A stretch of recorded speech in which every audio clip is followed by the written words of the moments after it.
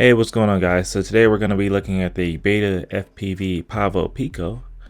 I'm just going to do a quick unboxing here. In the box you get some DJI equipment for the Dji O3, some antennas, some guard mounts, you get some props and the connector. You get a single battery. This is a 450 milliampere battery, ND filter or clear filter, and the drone itself.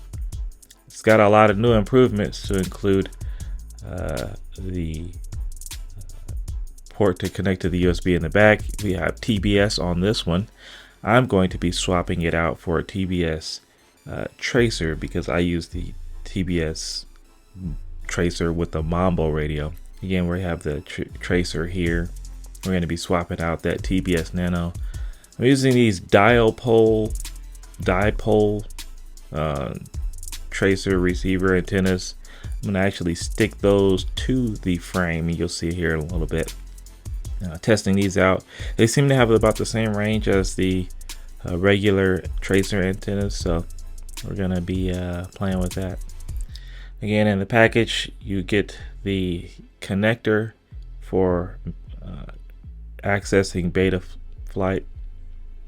What's cool about this is it's USB-C, so you have this tiny little connector that you'll plug in to the one end. Just gotta make sure it's going the right way. And then what you're gonna do is you're gonna take the connector and plug it in the back. Now, this is what I find really cool about this new second generation of Pico. The first generation didn't have it in the back here.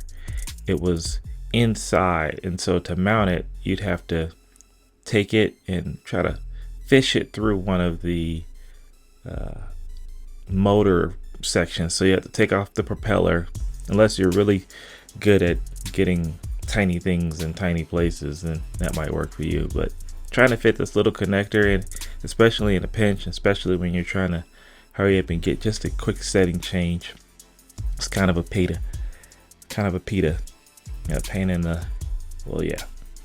So I love that they now changed that out for this new style of connection again, because this was just too much. Now all you have to do is pop it in the back there and then connect it to USB-C, and then that'll connect to your computer, either Mac or PC. I'm using a PC for all of these.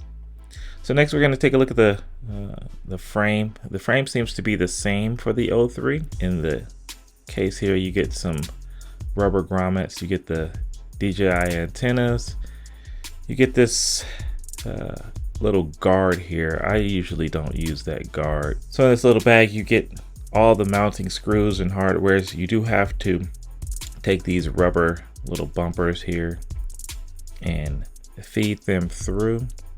Once you get like one or two down, it's easy to figure out the rest, but this first one, yeah, it takes a minute. So just take your time putting those rubber grommets in. That'll help the O3 get that dampening. So I'm going to replace the TBS that comes with it for a tracer. Again, I don't have a TBS radio, and so I did order the TBS version because in the future, if I do get a TBS radio, it'll be easier for me to just swap this over. So that's why I ordered the TBS instead of Express LRS. I'm just gonna pop off these antennas here because I don't need them, and I have now 3 of them, so I can convert over to TBS Crossfire when I'm ready from Tracer. Simple enough. These cables are the same exact layout for the Tracer Nano, so what I'm going to do is I'm going to measure it out and cut it, and here it is. It's the same size as the Crossfire, so I'm going to tin them up and get these wires on there. I'm going to use a little bit of flux on the pad so that the solder will stick to the tracer a little better. I wasn't doing this before, and I watched the video, and that kind of seems to help. So here I am, just going to solder these quickly up. I'm not the best at soldering, so it does take me a few times to kind of make sure it's right. Give it a little quick tug. Now I'm gonna put this little plastic cover, this heat shrink, just to protect it. I'm remembering now before I put these in, to put the dipoles antennas on. I'm going to test it. So I'm gonna bind the controller before heating this element up, because I don't know, it's kind of hard to press that button with it on. I'm gonna put the dipoles through here and just kind of feed it and make sure everything is in there real good. Now these are cool because they have tape, 3M tape on the bottom, so you just kind of figure out which way you want it to lay down. And once you do, just take the tape off. One side is easy to take the tape off, but the second side sometimes is hard. So we're just gonna stick him to the front of the frame, and he hides in there like that. And you just got to manage the wires at this point, which is pretty easy to do. So now I'm going to do the second side. I like to put one on the front and one on the back. I don't know why. It just seems to just do better. I don't know. I haven't really tested, so I just know that this works. Take some tape and just clean up the wires a little bit. Make sure that's all nice and neat.